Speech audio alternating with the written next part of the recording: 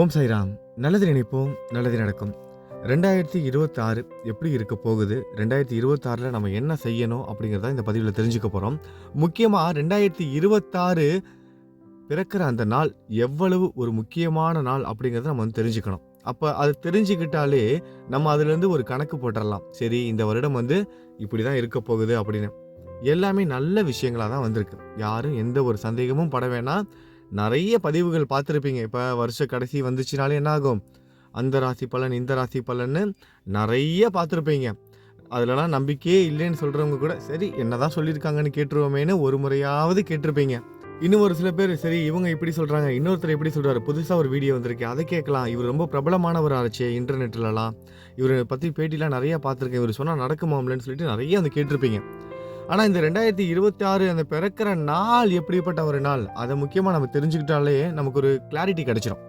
நமக்கு ஒரு பாதை தெரிஞ்சிடும். சரி, ஓகே, நல்ல நேரத்தில் தான் இந்த நாள் பிறக்குது அப்படிங்கிறத தெரிஞ்சுக்கிட்டா நமக்கு எல்லாமே நல்லதாக நடக்க ஆரம்பிக்கும்.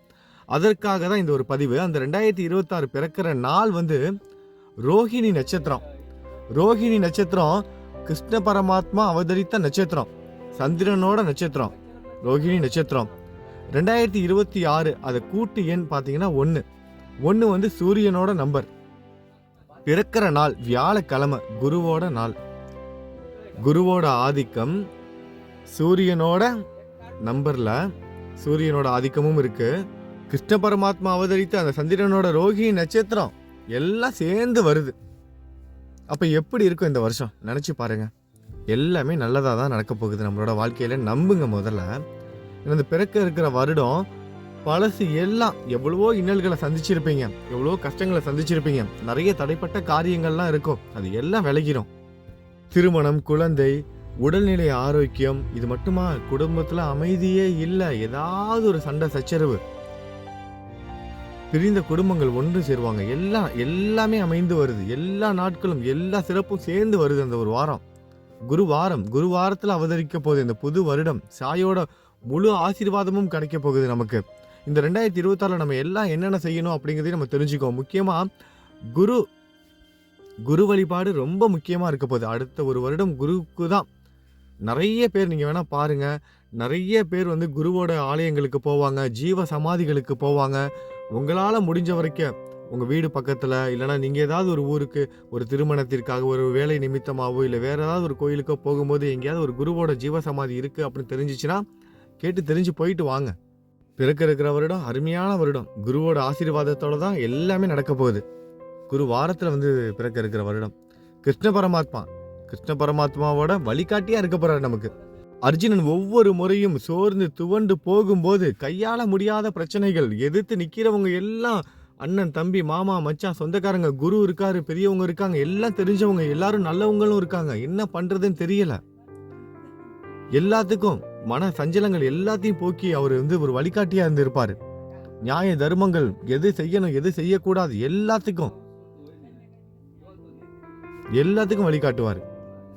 எந்த ஒரு இன்னல்களும் இல்லாம இருக்க போகுது. சந்திரனோட நட்சத்திரம் ரோஹிணி. அமைதியான ஒரு வாழ்க்கை. அந்த முழு நிலவு மாதிரி அமைதியான ஒரு வாழ்க்கை எல்லாமே நமக்கு அமைய போகுது. நம்பிக்கையோட புது வருஷத்தை எதிர்கொள்ளுங்க. எல்லாமே நல்லபடியா நடக்கும். நம்புங்க, அதுதான் முக்கியம். என்னதான் எல்லாரும் எல்லா தெய்வங்களையும் வழிபட்டாலும் மனசுல நம்பிக்கைன்னு ஒன்று இருக்கணும்ல. அந்த நம்பிக்கை இல்லைன்னா என்ன ஆகும்? எதுவுமே கைகூடாது. முதல்ல நம்மளோட நம்பிக்கை தான் எல்லாத்தையும் வழிநடத்தி கொண்டுட்டு போகும். அதனாலதான் இந்த ஒரு பதிவே நம்ம கொடுத்துருக்கோம். முதல்ல இந்த பிறக்க இருக்கிற வருடம் ஒரு நல்ல நாளில் பிறக்குது அப்படிங்கிறத நம்ம தெரிஞ்சுக்கிட்டாலே என்ன ஆகும்? சரி, எல்லாமே நல்லதாக நடக்க போகுதுன்னு ஒரு நம்பிக்கை வரும்.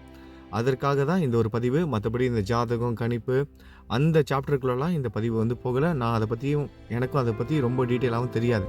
அதனால் அதெல்லாம் விட்டுருவோம். நம்ம சாய்கிட்ட ஒப்படைச்சிடும், நம்ம கடவுள்கிட்ட ஒப்படைச்சிடும். நம்மளோட குரு இருக்காரு, அவர் பார்த்துக்குவார். அப்படி தான் நம்மளோட வாழ்க்கை இது வரைக்கும் போய்கிட்டு இருக்கு, இனிமேலும் போகும். அவர் இருக்காரு, பார்த்துக்குவார். நம்பிக்கையோடு இருப்போம். நிறைய இடங்கள் பிரபலமாக போகுது. நீங்க வேணா பாருங்க. வருகிற 2026ல ஜீவ சமாதிகள், நிறைய குருமார்களோட ஜீவ சமாதிகள் எல்லாம் பிரபலமாக போகுது. மக்கள் எல்லாரும் படையெடுத்து போக போறாங்க. இது எல்லாம் நடக்க போகுது.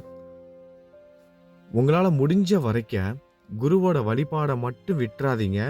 உங்க ஊரு பக்கத்துல, நீங்க போற இடத்துல நான் ஏற்கனவே சொன்னது தான். எங்கெல்லாம் ஜீவ சமாதிகள் இருக்கோ, அங்கெல்லாம் போய் வழிபட்டுட்டு வாங்க. முடிஞ்சா நம்மளோட சாயி ஷீரடிக்கு வருவதற்கு முயற்சி பண்ணுங்க. 2026ல வரணும்னு நெனைங்க. அது போதும். அவரு கூட்டிட்டு வந்துருவாரு. நம்ம எல்லாரும் ஒண்ணு சொல்லுவோம். சாயி நெனச்சா தானே வர முடியும். அதெல்லாம் கண்டிப்பா அவர் ஒண்ணும் சொல்ல மாட்டாரு. கண்டிப்பா வரலாம். அந்த அளவுக்கு நம்ம யாரும் வந்து பாவம் செய்தவர்கள் கிடையாது. அவர் மேல சந்தேகம் வச்சுட்டு வந்தவங்கள தான் தடுத்து நிப்பாட்டுவாரு. தேவையில்லாத வீண் விவாதங்கள் செய்றவங்க, தேவையில்லாத விஷயங்கள் செய்றவங்கள தான் என்ன பண்ணுவாரு, பாபா தடுத்து நிப்பாட்டுவாரு. அவரையும் வந்து சோதிக்கணுங்கிற எண்ணத்தோட வருவாங்க ஒரு சில பேர். நம்ம படிச்சிருப்போம் கதைகள்ல. என்னைக்காவது அவர் மேல உள்ள பக்தர்கள என்னைக்காவது தடுத்து நிப்பாட்டியிருக்காரா? அவர் மேல அதீத நம்பிக்கை உள்ளவங்கள, பக்தி வச்சிருக்கவங்கள, சாதாரண எளிய மக்கள, எந்த ஒரு விஷயமும் செய்ய மாட்டாங்க. அவங்க மனசுல பக்தி மட்டும் தான் இருக்கும். அந்த பூஜை, இந்த பூஜைன்னு எதுவுமே அவங்களுக்கு தெரியாது. வெறும் இயல்பான ஒரு பக்தி.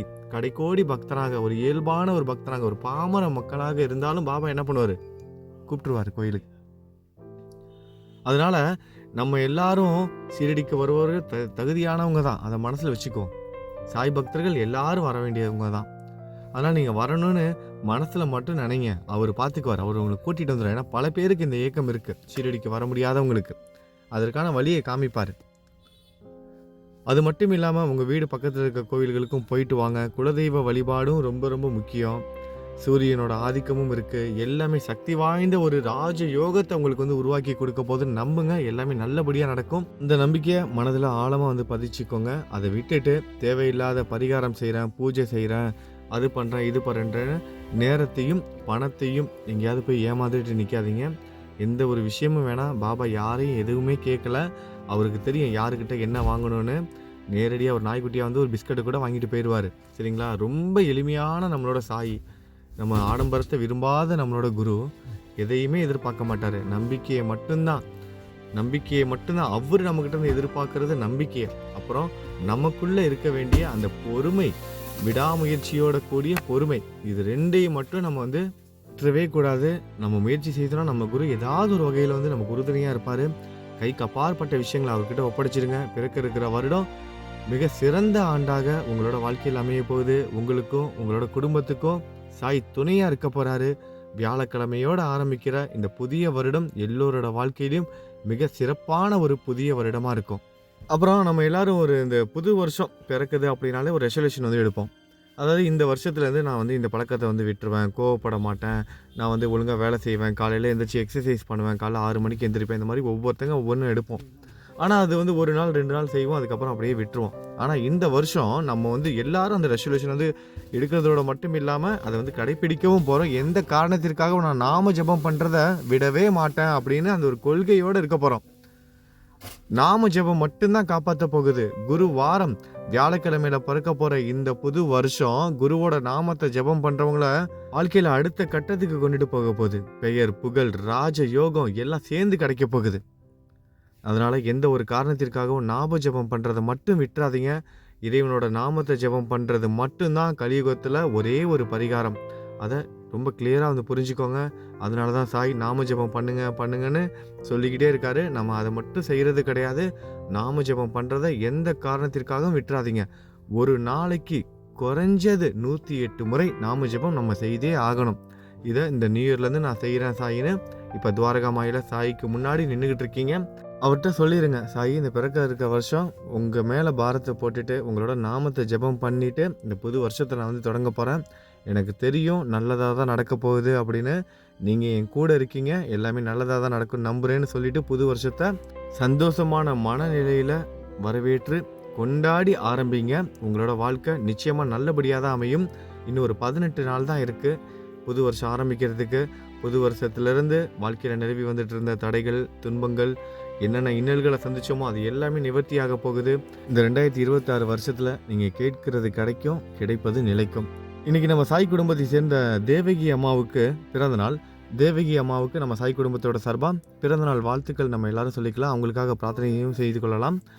தேவகி அம்மா மட்டும் இல்லாமல் இன்றைக்கி வேறு யாரெல்லாம் பிறந்தநாள் கொண்டாடுறாங்களோ அவங்க எல்லாருக்கும் பிறந்தநாள் நல்வாழ்த்துக்கள். திருமண நாள் கொண்டாடுற தம்பதிகளுக்கு திருமண நாள் நல்வாழ்த்துக்கள். மீண்டும் ஒரு முறை சொல்லிக்கிறேன், இருக்கிற இந்த புதிய வருடம் 2026 ராஜ யோகத்தை கொடுக்க போகுது. எல்லாமே நல்லபடியாக நடக்க போகுது. நம்பிக்கையோடு இருப்போம். நம்ம சாய் நம்ம கூட இருக்காரு. நல்லது நினைப்போம், நல்லதே நடக்கும். ஓம் சாய்ராம்.